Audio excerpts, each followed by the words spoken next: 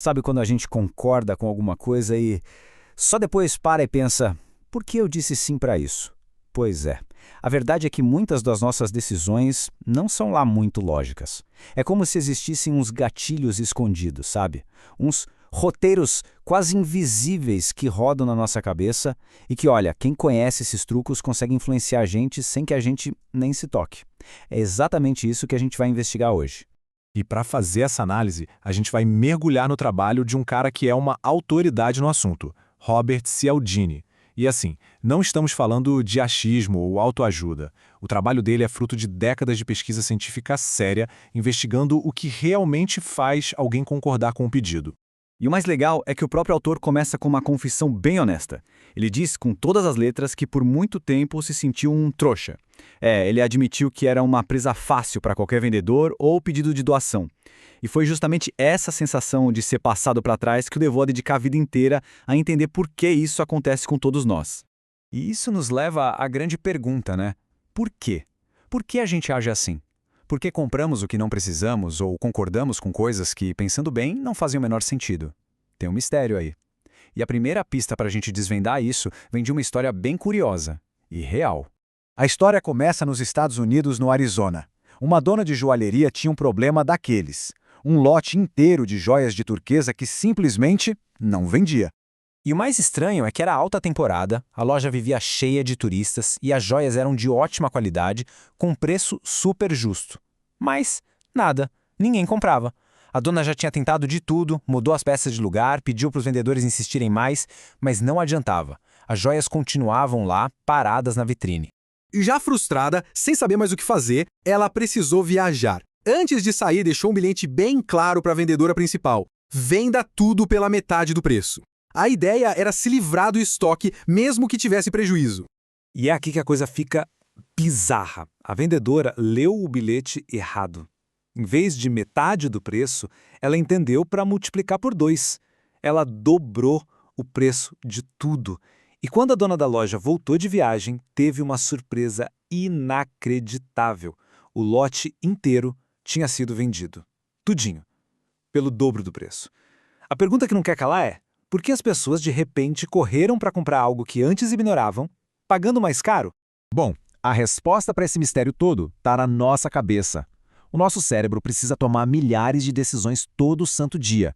Para não sobrecarregar, ele cria atalhos. Ele entra numa espécie de piloto automático para economizar energia. O Cialdini dá um nome bem interessante para isso. A resposta: clique zoom. Pense que na nossa mente existem várias fitas cassete com comportamentos gravados. O clique é um gatilho específico que aperta o play, e o zoom é a fita rodando, a ação acontecendo, de forma automática sem a gente nem pensar a respeito. E para entender como isso funciona, olha só este exemplo do mundo animal. Uma perua-mãe só ativa o instinto maternal quando ouve o piu-piu dos filhotes. Um cientista fez um teste, pegou uma doninha empalhada, que é inimiga natural da perua, e colocou um gravador com esse som dentro dela. Adivinha? A perua acolheu a doninha como se fosse um filhote. Sem o som, ela atacava. O som era o único gatilho, o clique. E a gente também tem esses gatilhos. Um experimento clássico provou isso. Uma pesquisadora tentava furar a fila da máquina de Xerox. Se ela só pedia, 60% das pessoas deixavam. Se ela dava um motivo real, tipo, porque estou com pressa, a taxa subia para 94%. Agora, o mais impressionante, quando ela deu um motivo que não era motivo nenhum, tipo, porque preciso tirar cópias. Adivinha, 93% das pessoas concordaram. Ou seja, o gatilho ali não era a lógica por trás do motivo. Era a palavra porquê. Essa palavrinha acionava um atalho na cabeça das pessoas. Ah, ela tem um motivo, então tudo bem. Clique, e a resposta de concordar era ativada. Zoom. E é exatamente isso que nos leva de volta à joalheria. Aqueles turistas, eles não entendiam nada de turquesa. Então o cérebro deles usou um atalho muito, mas muito comum. Caro é igual a bom. O preço alto foi o clique. E o zoom, a resposta automática, foi comprar aquelas joias na hora, achando que estavam fazendo um ótimo negócio. Ok, mas o problema é que esses atalhos não são só uma curiosidade da mente humana. Nas mãos de quem sabe usá-los, eles se tornam verdadeiras armas de influência. Vamos conhecer agora 2 dos princípios mais poderosos que existem. O primeiro deles é o princípio do contraste. A ideia é bem simples, na verdade. A forma como a gente percebe qualquer coisa depende do que vimos ou sentimos logo antes. Se você levanta algo leve e depois algo pesado, o pesado parece ainda mais pesado do que realmente é. Uma estudante usou isso de um jeito genial numa carta para os pais. Ela começou contando uma série de desastres imaginários. Um incêndio no dormitório, uma concussão, uma gravidez, para só no final contar a verdade, que ela só tinha tirado notas ruins. Comparado com as catástrofes, essas notas pareceram um alívio, né? E claro, profissionais de vendas usam isso o tempo todo. A regra número 1 é sempre mostrar o item mais caro primeiro. Depois que alguém decide gastar R$ 2.000 num terno, um suéter de 200 parece uma pechincha. É a mesma lógica para os opcionais do carro ou para os móveis da casa. A primeira informação, a mais cara, serve como uma âncora, que faz todo o resto parecer mais barato. Agora, se o contraste já é poderoso, o segundo princípio é talvez ainda mais, porque ele está gravado na nossa cultura. É a regra da reciprocidade. Basicamente, a gente se sente na obrigação de retribuir um favor. Em um experimento, um pesquisador dava uma Coca-Cola, de graça, para algumas pessoas. Um tempinho depois, ele pedia um favor, que comprassem bilhetes de uma rifa que ele estava vendendo. O resultado?